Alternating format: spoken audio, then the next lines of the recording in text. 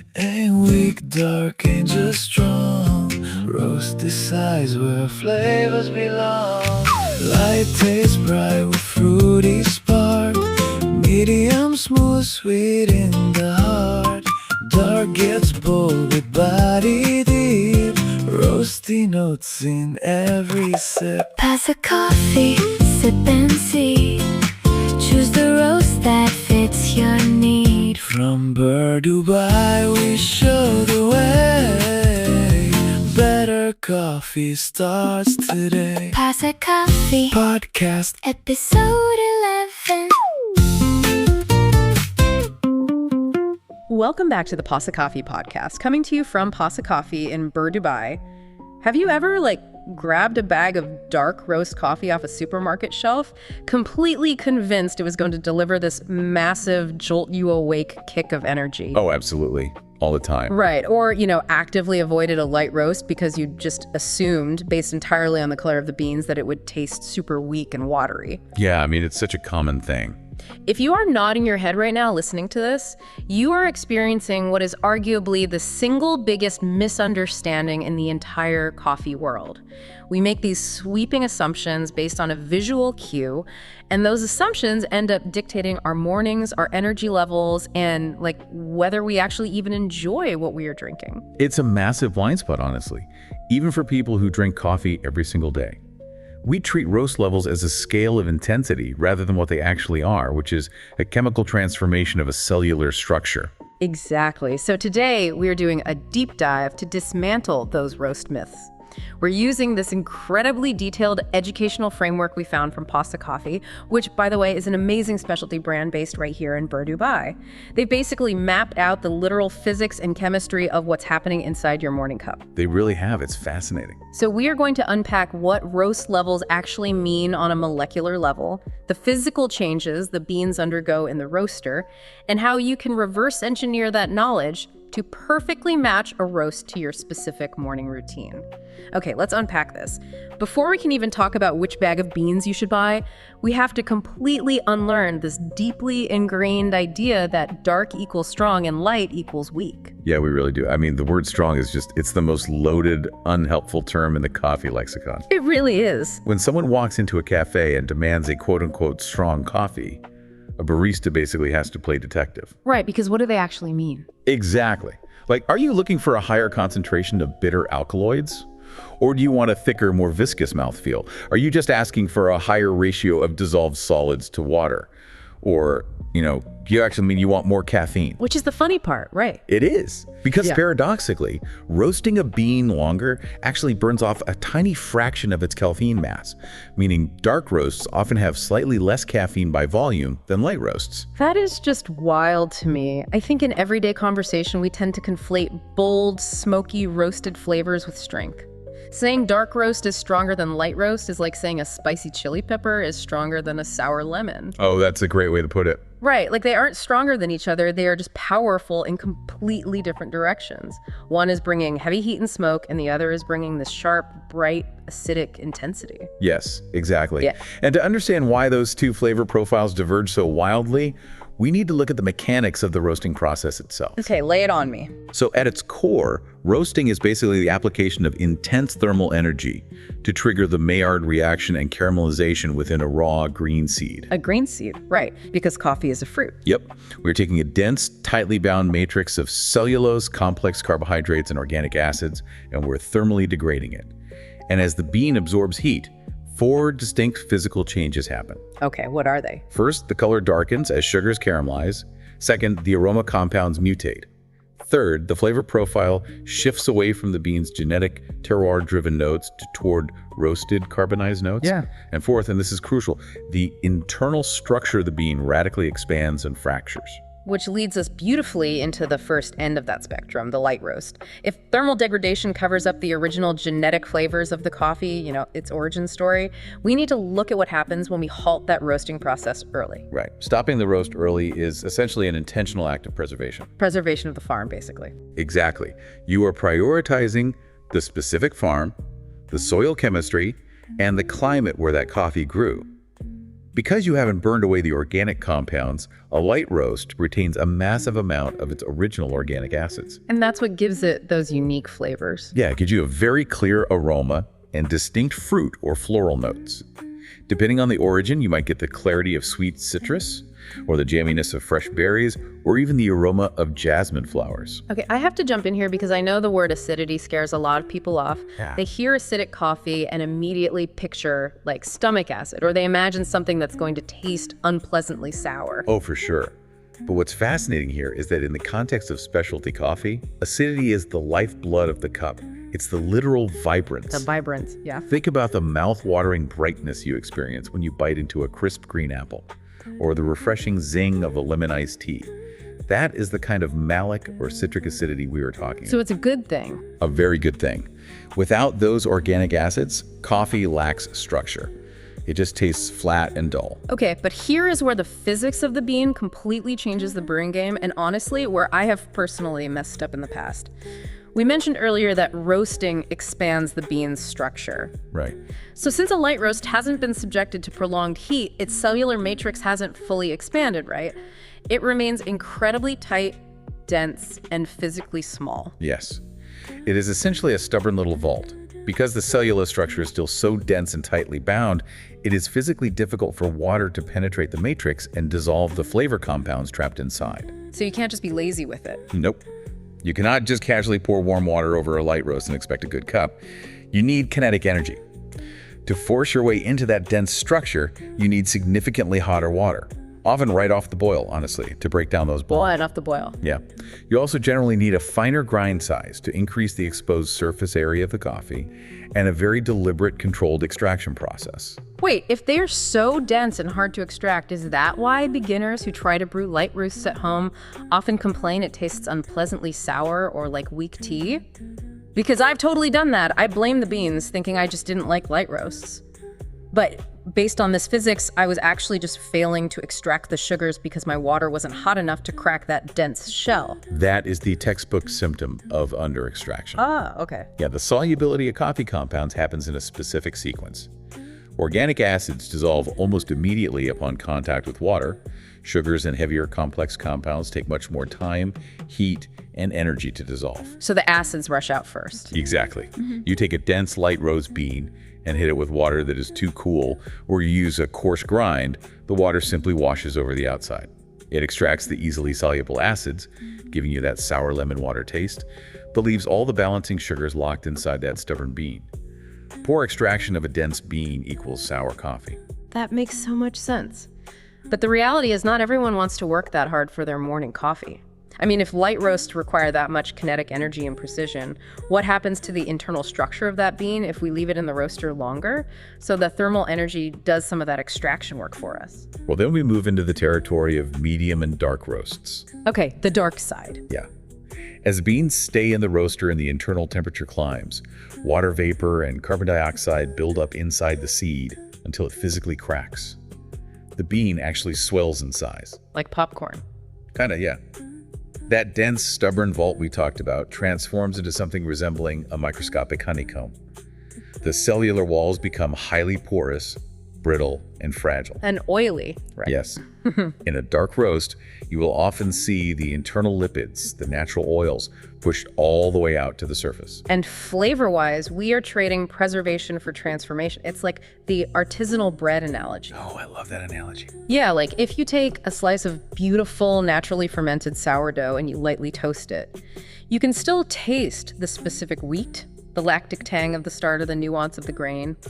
But if you leave it in the toaster until it's super dark brown, all of that nuance is incinerated. You just taste carbonized toast. Exactly. The heat itself becomes the dominant flavor note. The bright organic acids and the delicate floral aromatics just burn away. In their place, the prolonged Maillard reaction creates a heavy, viscous body, smoky notes, rich dark chocolate flavors, and a massive increase in bitter compound. Which is why a lot of specialty coffee enthusiasts treat dark roasts like a culinary crime.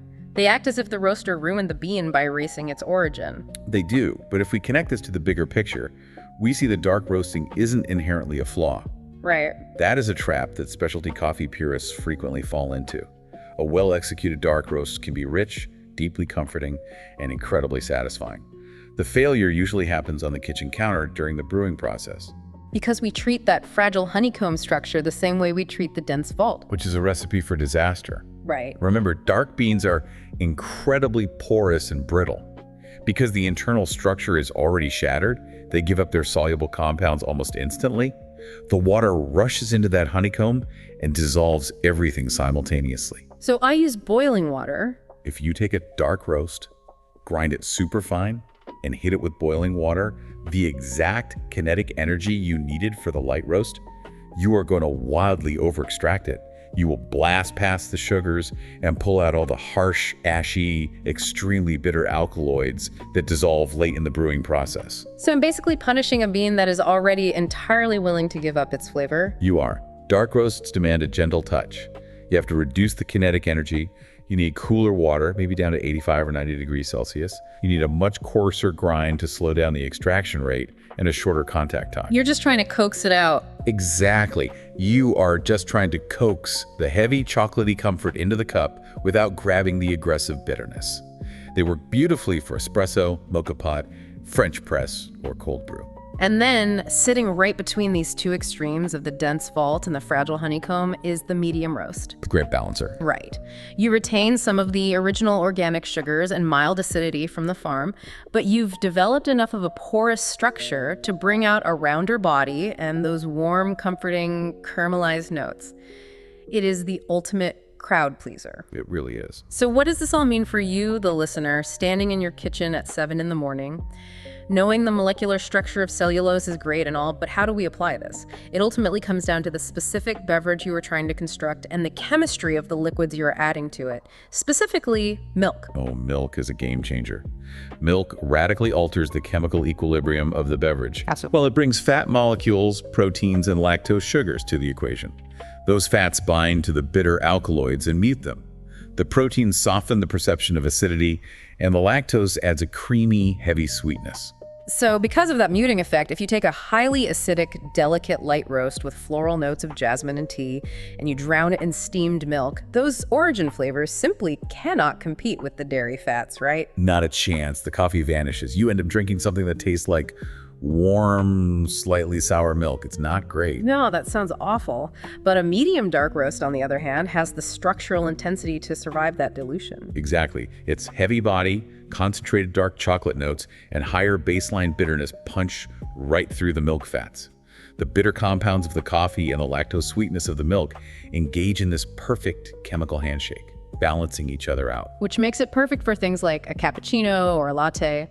PASA Coffee highlights some fantastic real-world examples in their curriculum of how this specific chemistry plays out right here across the UAE. Yeah, those examples are so helpful. Take Ahmed, living in Business Bay, who wants a flat white before he heads into the office. He's looking for comfort, creaminess, and a bold coffee flavor that stands up to the microphone. He fundamentally requires a medium dark espresso blend. If a barista tried to quote-unquote elevate his drink by using a dense, acidic light roast, the milk would neutralize it, and the drink would just fall totally flat. It would be super disappointing. Right.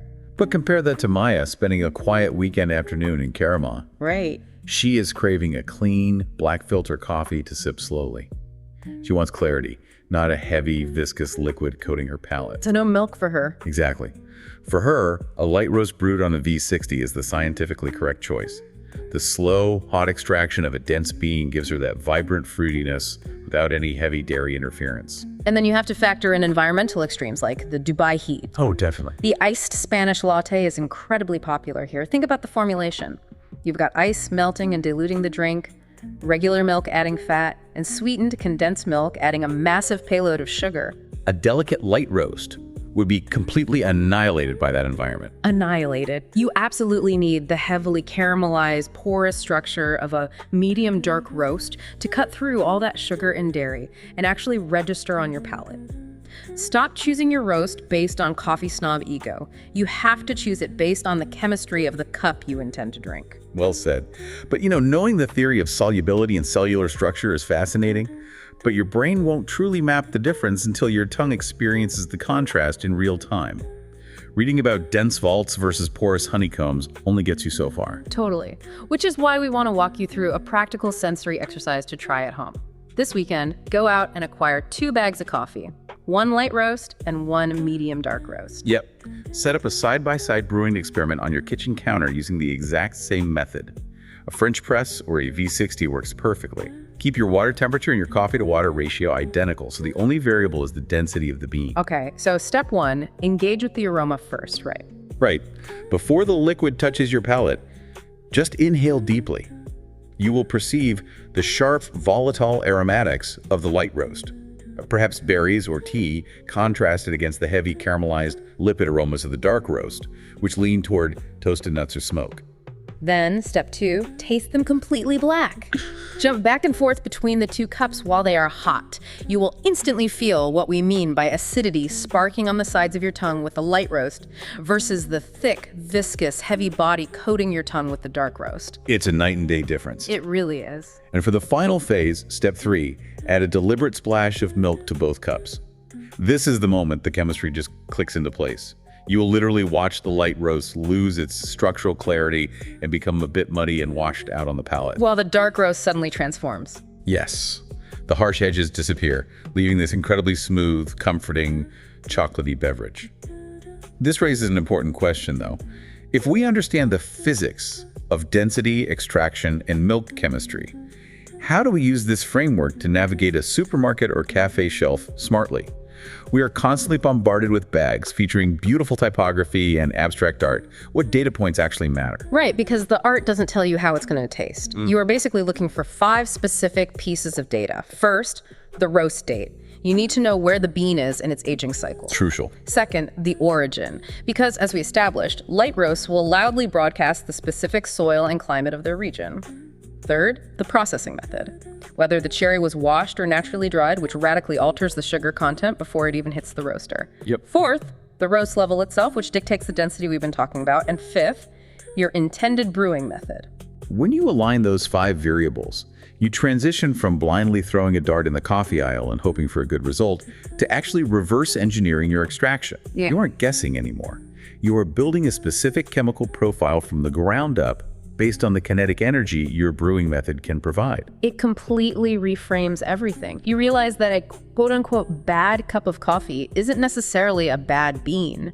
It is usually just a mechanical mismatch between the density of the roast, the heat of the water, and your ultimate expectation for the drink. Exactly.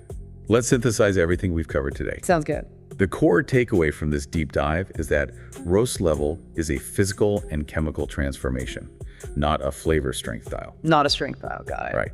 A light roast presents a dense, stubborn cellular vault that preserves organic acids, but demands high kinetic energy, meaning hot water and fine grinding, to properly extract the sugars. While a dark roast presents a fragile, porous honeycomb structure that offers comforting, caramelized, chocolatey notes, but demands a gentle extraction with cooler water so you don't pull out the aggressive, bitter alkaloids. Perfect summary.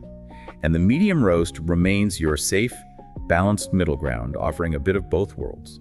So if you are based in Dubai and you want to move past the theoretical physics and actually get some practical, hands-on help choosing the right roast density for your specific home brewing setup, go visit or message PASA Coffee. Yeah, they are super helpful. Their entire philosophy is about helping you make mechanically sound coffee decisions for your daily routine without any of the gatekeeping or high-pressure sales tactics you sometimes find in specialty coffee. Just tell them what brewer you own and whether you use milk, and they will help you calculate the exact match. But here's the thing. Once you acquire the mathematically correct beans for your setup, you still need to know how to manage them when you bring them home. Oh, the aging process. Exactly. Which is why our next deep dive, pulling from episode 12 of their curriculum, is going to focus on coffee, freshness, and degassing. That is a massive variable we barely even touched on today. You're going to explain why that freshly roasted bag you just bought is chemically unstable and not actually ready to drink the moment it leaves the roaster. Wait, really? Oh yeah. There is a continuous, invisible off-gassing process happening inside the bag that physically repels water and severely disrupts your extraction. That is wild. I can't wait to get into that. But before we sign off today, I want to leave you, the listener, with a final thought to mull over. Go for it. Think about that one bag of coffee sitting in the back of your kitchen cabinet right now. You know the one. The one you bought, brewed exactly once, found completely undrinkable, and shoved to the back in disappointment. I want you to look at it differently today. Give it a second chance. Yeah, is it actually a fundamentally bad coffee? Or have you just been using low kinetic energy to try and brew a dense, stubborn light roast as if it were a brittle, easily extracted dark roast? The bean might not be the problem at all. It might just be waiting for you to unlock the vault. Light ain't weak, dark ain't just strong. Roast decides where flavors belong. Light tastes bright with fruity spark. Medium smooth, sweet in the heart. Dark gets bold with body deep. Roasty notes in every sip. PASA coffee, sip and see. Choose the roast that fits your need. From Bird Dubai we show the way. Better coffee starts today. PASA coffee, Podcast episode 11.